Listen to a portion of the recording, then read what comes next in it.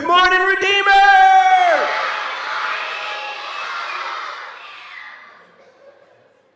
All right.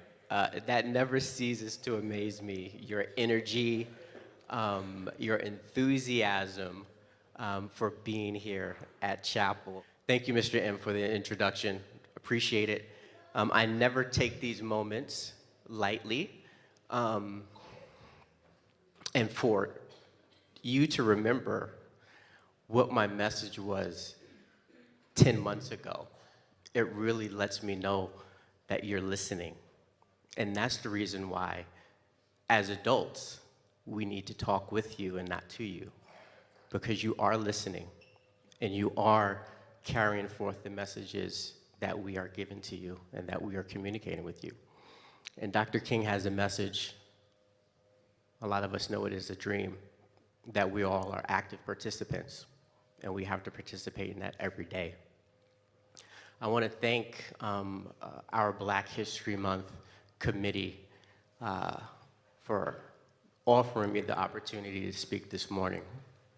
I knew this was new, and I was tasked to help find someone to be presenting at our chapels throughout this month and next month. And as a backup plan, my name came up.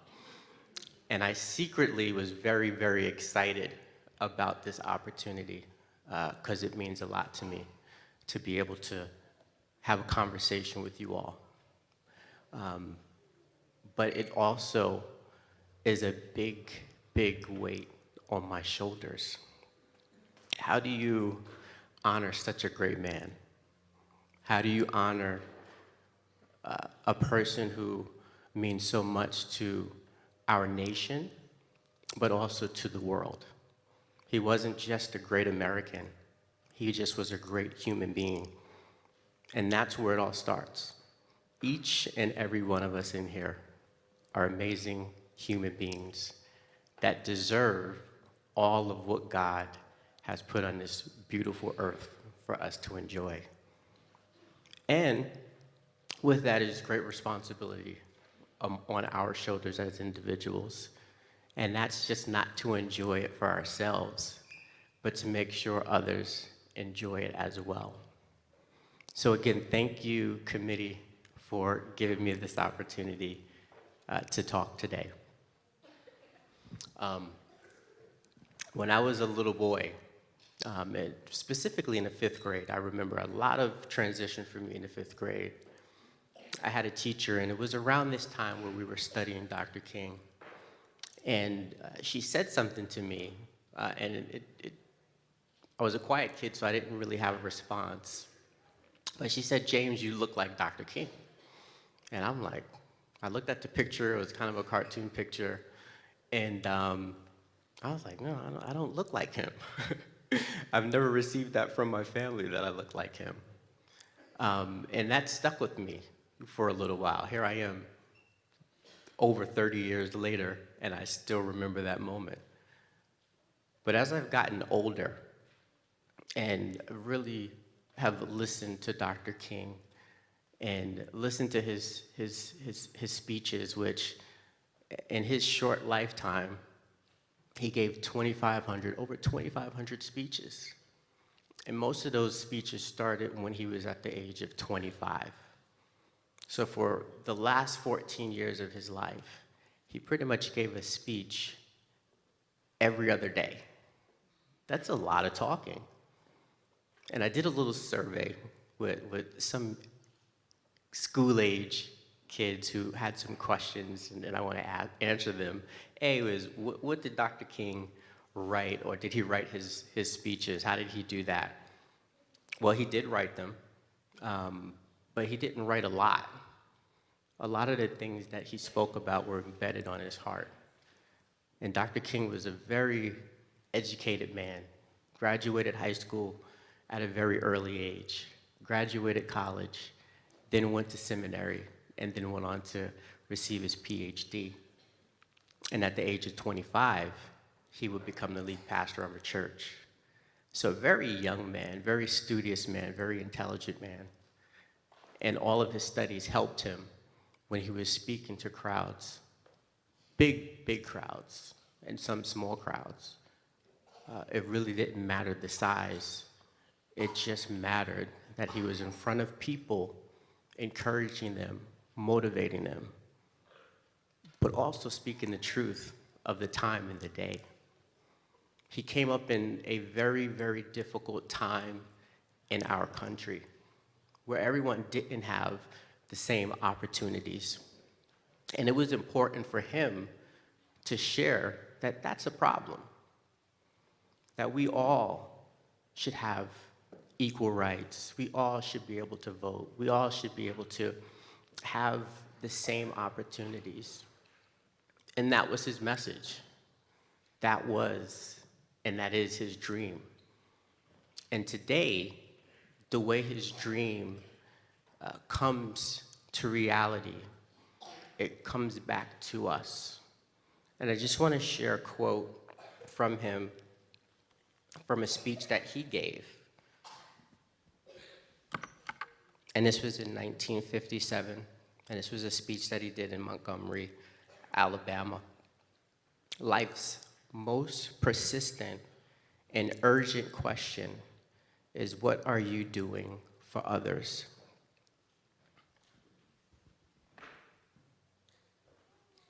Ask yourself. Take a second. Ask yourself, what am I doing for others? How am I helping my classmate? How am I helping my teammate? How am I helping my family in our day-to-day lives? How am I helping my community?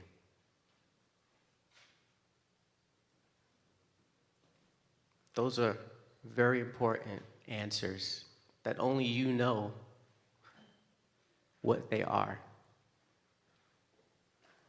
And I would encourage you on a regular basis to ask yourself, what am I doing to help others? Because that's truly what community is about. Pooling together all of our individual talents, dreams, for the greater good of the group. Whether it's at school, your athletic team, your choir, your family, but that's what it's about. It's about each and every one of us helping the next person. So I go back when I said I was a young boy and I didn't think I looked like Dr. King. But as I get older, I realize I need to look like him more and more each and every day. And I've listened and I've listened and I've listened to lots of his speeches. And around this time, that's one of the things that I do to help remind me of what that looks like. It's about being courageous, because sometimes it's scary to do what is right because of all the eyes are looking at you. It's about being honest, about really facing what's going on, what the situation is, and looking at it honestly. And it's about doing, without putting one foot in front of the other, and doing something to solve those things that need to be solved. They will never, ever go away. There's something that I live my life by today, and I believe Dr. King did as well. Be the change you want to see. Be the change you want to see. So we all have things imprinted on our hearts. We have to put in the work to make those things happen. So I want to have a little bit of participation as I wrap this up. And it's almost a helping you realize of how much each and every one of you look like Dr. King. Because as much time as I spend on campus, I see a whole lot of things and a whole lot of heartwarming things. And I don't like to call people out, but I do need to recognize some people because they impact me each and every time I'm in their presence. One of your classmates, your schoolmates, Lily, every time I see you.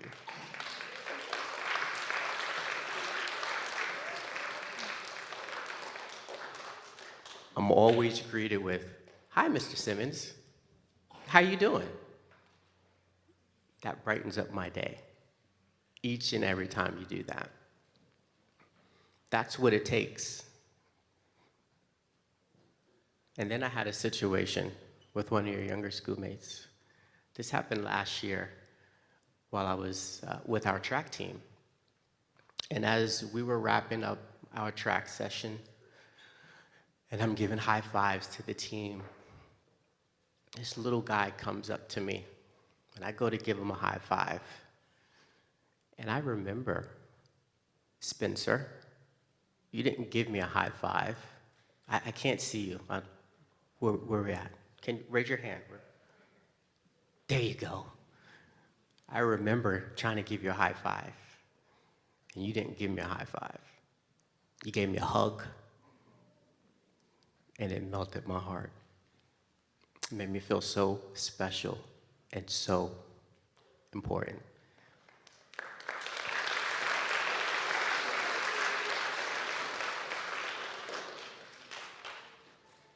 So when I see things like that on a day-to-day basis, it really tells me and it really shows me that Dr. King's dream is alive and well.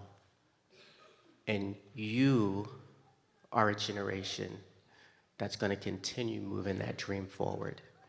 And we need each and every one of you, your love, your enthusiasm, your talent, your care, your kindness. We need all of that to move the dream forward. So I'm going to walk down the aisle. I'm going to put the mic down. And each person that's sitting closest to me on the aisle, I'm just going to give you a high five. And I'm going to let you know that you look like Dr. King. And the only thing that I want you to do is turn to the person next to you and give them a high five and let them know that they also look like Dr. King. And then when we're done, we're all going to walk into all those things that Dr. King was and still is in many of our hearts.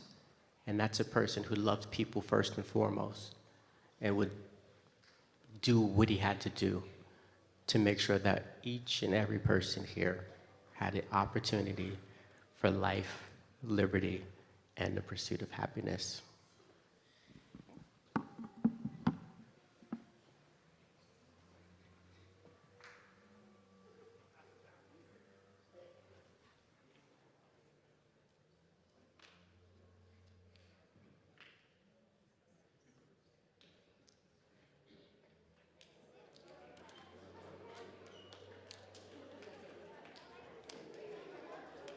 Hey, kids.